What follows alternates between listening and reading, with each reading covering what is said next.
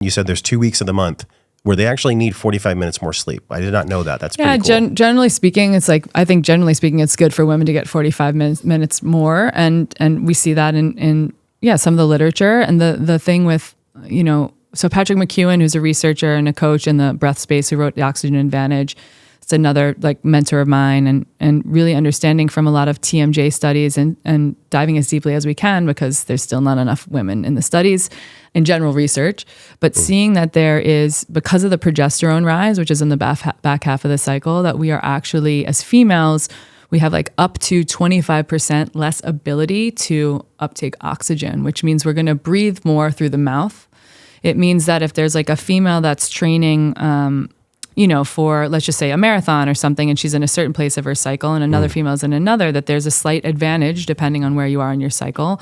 So you have to out-train that, right? And so understanding that we need more rest, and that the other understanding that I think is important is for people to know that we can utilize down-regulation breathing styles to set ourselves up for a good sleep. And I understand the challenge that moms and dads even have, but that moms specifically have with like nursing the kids and making sure, like, if they're being woken up, quite often it's the mom, not always, but how do we work breath into the family unit? How do we work it into understanding emotion, and how do we work it into doing a little breath work, whether you're doing like prayers at night or tarot card reading, or I don't care what you're doing, but like, how do you do a little breath work to be able to say, look, this is what we do to settle into the evening, whether it's in bed or just before, near bedtime story hour.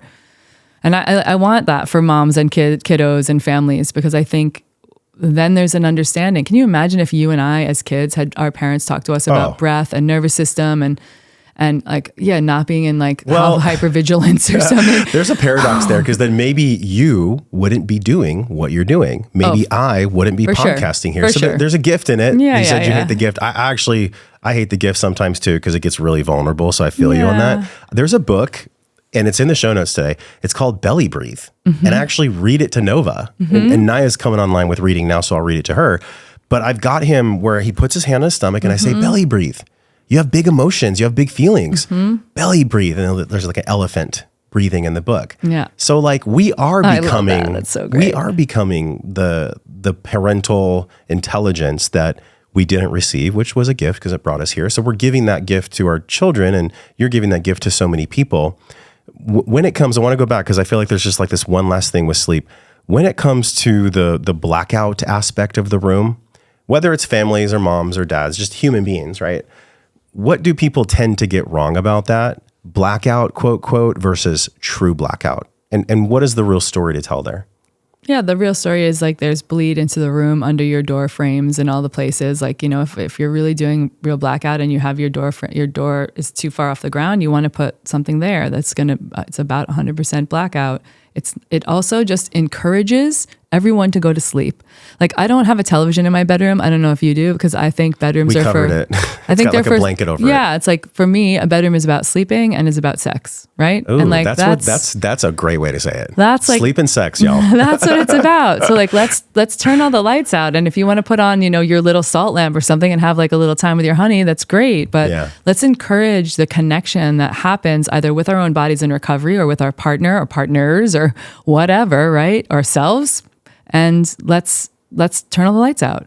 And I just think that that's a bit of a miss, right? It's like we're dawdling around getting the rest that we need so we can be epic humans and either create or work with or, lead other epic humans to vision the future for us. So like, it's an important piece. And just with the kiddos part, Twinkle, Twinkle, Little Star, this is the next breath work for you to practice in them, is a perfect 4-box breath.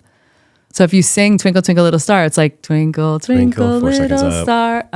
It's all like this perfect 4/4 rhythm. Good. So it's like finding ways that we can incorporate. I hadn't heard about this book, so now I feel like I'm going to go out and get it and Belly talk breathe. About it. Yeah. So good. And then share it with my nephew, probably is just about okay to do that. And then really understanding the tools that we can use to gamify these things and make them fun and not have it be like formal sitting down. And I have clients that do breathwork and meditation. One of them whom is like she's turned her closet, there's a red light panel in there, and goes to close the door like, mommy needs 5 minutes.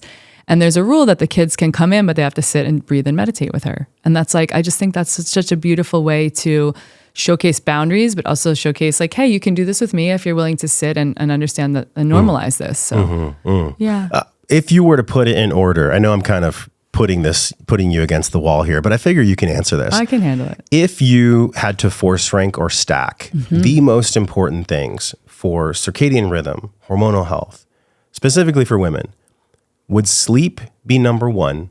And then if it was, what would be the 2 and 3 and 4 and 5 after? I mean, sleep has to be the number one, right? Why does it have to be number one compared to diet and movement and breath and everything else? Because it's where we pack our memories away. It's where we restructure our emotionality. It's where we like baseline our hormones back to normal for the next day to get up and behave in the way that we want to behave and speak clearly and emote and be happy. Like we look at the neurotransmitters and the shifts that happen in the body if you're like getting less and less sleep or more deprivation. Like we want to feel whole.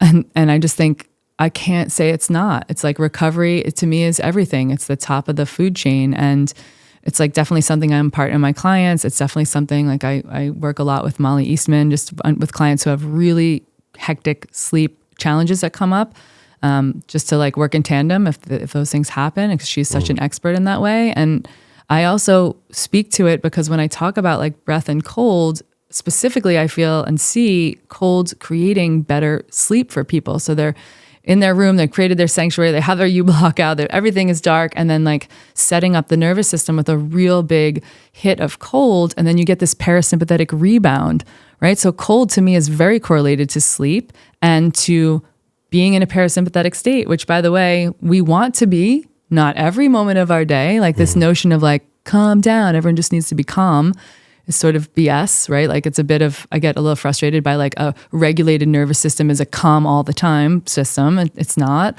It's also a very maladaptive system. Yeah, totally. Yeah. Totally. So I think the sleep thing is big in the container. I'm sure that many people would, 2 and 3, I gotta say 2 is food, more protein than anyone thinks that they should be eating and less processed food. A lot of people, I had a 36-year-old woman come to me recently and say, I guess it's all downhill from here. And I was like, no, if you look at the research where it's not that our bodies are aging and then we don't do things as well, it's that we get a little bit lazier and we eat more poorly. Like that's generally speaking what happens. And so let's not do those things, right? So food and light management or sleep management is really important. And then I get right into the modalities I work in. I think if you're not focusing on breath and you're not focusing on cold as the next pieces of the puzzle, then what are you doing? It doesn't need to be every day you get in a cold plunge. And specifically, I'm more conservative on females not cold plunging every day. Number one, because more of us are dysregulated in hormones, generally speaking. So why take the chance it's going to make it worse or you're going to maladaptively do it? And number two, if you can get benefits from 3 to 4 times a week of plunging and getting yourself into cold, then great, just do that, right? And we can support our sleep, we can support our emotionality. We know the cascade of chemistry that is being elicited by getting in and out of a cold plunge. We see what happens in people's bodies. And although it can vary a little slightly, we see it modulate many of those things, including cortisol, right? There's this notion that if I get in an ice bath, my cortisol will spike, but it actually is a modulator for cortisol. So it's like beautiful to be able to weave those practices in. That's number 4, getting in cold or breathing. But it's like, it's trust me when I say if you're doing it not well biomechanically and like over mouth breathing and this thing that we talked about with females, The female breathing thing too is like if we're over mouth breathing because we're trying to get more oxygen in, then we're less connected to our pelvic floor, and then we're feeling kind of like disconnected and not getting enough oxygenation in the system, and then maybe that's why we start to get even more severe PMS symptoms, right? Is because we're just not staying connected. We're not focusing on the practice of how can we create better oxygenation in the system, especially during the back half of the cycle. So there's all this nuance that goes into it that people are like, okay, breathing. I will. The other anecdote is that I go out and work with a choreographer, a duo in LA quite often, like 6 times a year. And we work with all of these dancers, which are like 19 to 45 years old, many females. And we put performance breathing. It's like one of the things I do with performance athletics in the mix. We teach them how to breathe better when they're dancing so that they can show up and be more of their artist. And we put them in cold at the end of the weekend, and the transformation that we see, and not just like, yeah, people are like landing more auditions, which is so interesting because you're like, well, they're already some of the most fit people on the planet. But the fact that they're learning how to breathe themselves better, and like I always say, breathe into better, means they can like look in the mirror and be like less judgmental, see who they really are, take the confines of and the structure of the choreography and actually put their personality into it instead of being like, I'm just here to be like the robot that does the choreo. And they start to learn about themselves. They start to be able to get more in touch with their emotions. They go through the ice bath and they're like, holy shit, I can last in a audition against someone else without having to hate on them and then hate on me that I suck because I'm not doing it well enough.